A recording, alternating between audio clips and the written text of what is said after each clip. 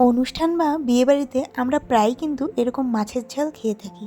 আর এই মাছের ঝাল কিন্তু বানাতে খুব একটা কঠিন না, খুব সহজেই কিন্তু বাড়িতে এই মাছের ঝালটা বানানো যায়। তা নমস্কার বন্ধুরা, কেমন আছো তোমরা সবাই? আশা করি তোমরা সবাই খুব ভালো আছো, আমিও খুব ভালো আছি। চলে আসলাম আজকে একটি রান্নার রেসিপি নিয়ে, যার নাম মাছের ঝাল। আর এই মাছের ঝাল তৈরি করতে প্রথমেই আমি এখানে নিয়ে নিয়েছি আর মাছ।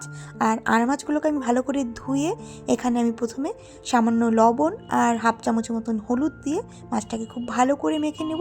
এরপর সবগুলো মাছকে আমি 10 থেকে 15 মিনিটের জন্য ম্যারিনেট করতে রেখে দেবো। আর তারপর চলো দেখে নেওয়া যাক এই মাছের ঝাল তৈরি করতে কী কী উপকরণ লাগছে। তো মাছের ঝাল তৈরি করতে তেমন কিছুই লাগছে না। এখানে আমি নিয়ে নিয়েছি টমেটো, আদা, কাঁচা লঙ্কা আর কিছুটা কাজু আর আলু। এরপর আমি গ্যাসের ফ্লেমটাকে অন করে সেখানে একটি প্যান বসিয়ে দেব। আর প্যানটি ভালো মতন গরম করে দিয়ে দেব বেশ খানিকটা তেল। তেলটা ভালো করে গরম হয়ে আসলে এখানে আমি এক এক করে মাছগুলোকে দিয়ে দিব। আর মাছগুলোকে বেশি ভাজার দরকার নেই, হালকা দুপিট ভেজে নিয়ে তারপর মাছগুলো তুলে নিলেই কিন্তু হয়ে যাবে।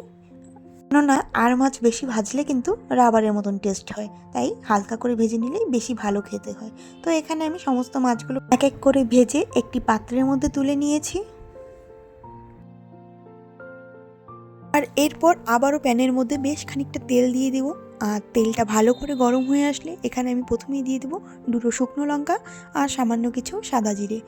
2 থেকে 3 সেকেন্ড ভালো করে নাড়িয়ে নিয়ে এখানে আমি প্রথমেই দিয়ে দেবো কেটে রাখা আলুগুলোকে 1 থেকে 2 মিনিট ভেজে নিতে হবে। আর আলুগুলো 1 থেকে 2 মিনিট ভালো করে ভেজে নেবার পর এখানে আমি দিয়ে দেবো সেই টমেটো, কাজু আর কাঁচা লঙ্কা আদার পেস্ট দিয়ে অল্প পরিমাণ জল দিয়ে সমস্ত মশলাকে আমি খুব ভালো করে মিশিয়ে নিব। আর এরপর আমি এখানে এক এক করে দিয়ে দেব 1 চামচের মতন হলুদ গুঁড়ো, 1 চামচের মতন লঙ্কার গুঁড়ো, হাফ চামচের মতন জিরে গুঁড়ো আর 1 চামচের মতন লবণ দিয়ে সমস্ত উপকরণকে খুব ভালো করে মিশিয়ে নিতে হবে 2 থেকে 3 মিনিট। আর এরপর একটি ঢাকনার সাহায্যে এটিকে 3 থেকে 4 মিনিটের জন্য ঢেকে রাখতে হবে। আর এরপর ঢাকনাটা সরিয়ে তেল বেরিয়ে আসলে আমি মশলাটাকে খুব ভালো করে কষিয়ে নেব।